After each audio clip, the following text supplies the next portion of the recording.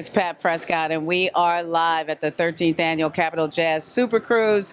And it's kind of like family reunion. I'm running into all my old friends, people like Chris Botti, who did an incredible performance last night in the Royal Theater. And it's so great to see you again. Good to be here. Thanks for asking us. We are honored to be here out on our first Capital Jazz cruise. Very first Capital Jazz SuperCruise. Yeah. So, and I know you've cruised before, and I know you played at places all around the world. What is your impression of this cruise and this amazing audience? They've really impressed me a lot. Well, that's been my takeaway. It's like, you play the show and you don't oftentimes, even wherever we're playing, get a chance to then get the takeaway a day after, 2 days after, whatever. Just walking around here and seeing everyone. We did a Q&A earlier and just hearing everyone's comments and how into the music they are. It's really nice. We hope we get asked back, and we loved it. I know the whole band, and everyone feels the same. We're happy to be here. Yeah, your band. Speaking of your band was really terrific last night. Last night was our 82nd show in 6 weeks. Are you serious? Serious. In 6 it's weeks. Number 82 since December the 3rd, and we're now sitting at January 23rd. So you must be doing a lot of long-term club things, like what, a week at the Blue Note, stuff 56 like that? shows at the Blue Note straight.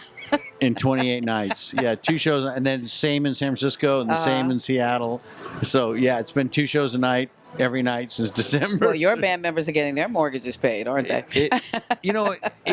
Touring's like a muscle, and you get out there and at the end of this run, this is always our super busy between beginning of December all the way through June is really our busy stuff. It really builds the muscle up. It's great. Yeah, it is great. We've been having a wonderful time. And I just want to talk a little bit about your very interesting career, which I think that a lot of the experiences that you had and a lot of the different people that you played with earlier on, like in the 80s and the 90s, really kind of formulated your musical vision, which is eclectic. It's kind of all over the place because of the influence from everywhere, but you've managed to make that work. Now, you worked with Frank Sinatra? Yeah, that was my first professional. I guess you define professional when you're out of college and no longer living at home. You would get paid for it. And you get paid for it. Yes. Yeah. And so I left college in the middle of my 4th year, it was 2 weeks worth of gigs with Sinatra. It was a 2-week residency he did at the Universal Amphitheater to bring out his LA Is My Lady record. Yeah. So it was that coming out party for that album or that release. So it was 10 shows in 2 weeks. It was amazing. Nelson Riddle Orchestra with the whole glamour of Sinatra. And that was 1983, 84. And so he was still all that, and it was great. And then it was followed up by an across-the-country city tour with Buddy Rich, which was... Buddy was a tough band leader, but an incredible musician. That's probably a really good thing, though, for a young musician, isn't it? I learned a lot. I learned the importance of having a great drummer, and maybe I learned how not to be a band leader to some extent, because he was, that character from Whiplash was sort of based on the 12 illegal Buddy Rich tapes. They're famous tapes, and I happened to have been on the bus for one of those tapes, which I'm very proud of, actually. The things you get along. Is that on the internet? Oh yeah, They're very, very, very well-known, documented tapes. Yeah. Well, then in the 90s, you had a lot of exploration with a lot of R&B and all of that too. So tell us some of the other people that you work with. Well, my first real entree into touring. You can be a musician, you can be a great musician, you can love music, but you gotta love touring. And my first dive into that was with Paul Simon. So in that band was Michael Brecker on saxophone, Steve Gadd on the drums, Richard T on the piano, and that was a 2-year nonstop world tour. And that gave me my first kind of taste, like, do you like being the umbilical cord of live cut and being out there in the world on tour? And the answer for me was absolutely. You still dig it, don't you? Oh my God. I mean, for the 12 of the last 18 years, I've been officially homeless. And I finally got a new... You were living at a hotel for a while, weren't you? I still do. I remember that. This has been five and a half years straight in the Mercer Hotel in New York, and finally in March I'll move into a new place. I bought a place in New York. So you finally broke down and did it, huh?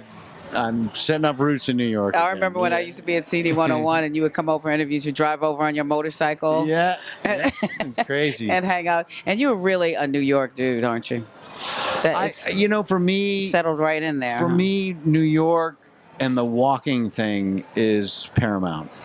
It's my time to meditate and to feel. And I love walking, and that's what I dig about New York, as opposed to LA. You know, it's a more kind of like I have to go out and hike in LA. New York, you kind of just roll, you know. Well, you certainly have had a chance to work with some of the best and the touringest musicians in the business, and certainly Sting is right up there with that. Sting is the most touring.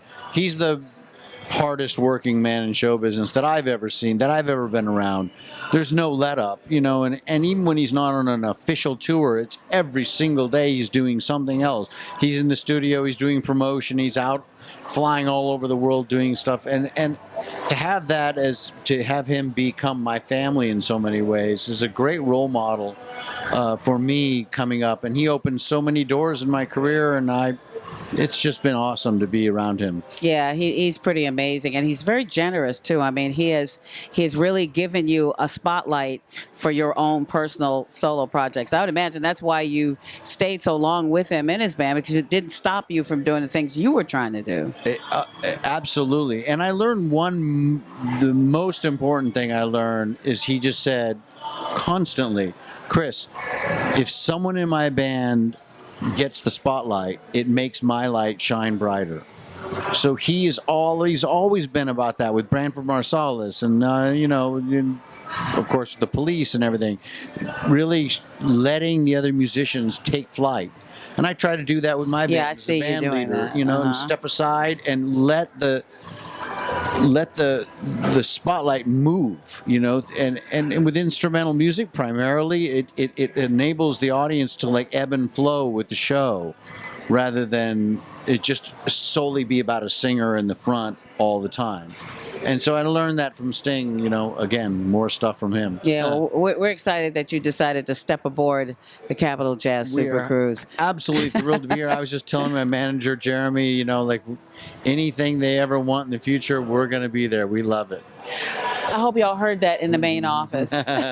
Chris Botti is here. He's loving it. He's a Grammy Award winner and an incredible trumpet player. We're just delighted to have you as part of the family. Thanks for having me.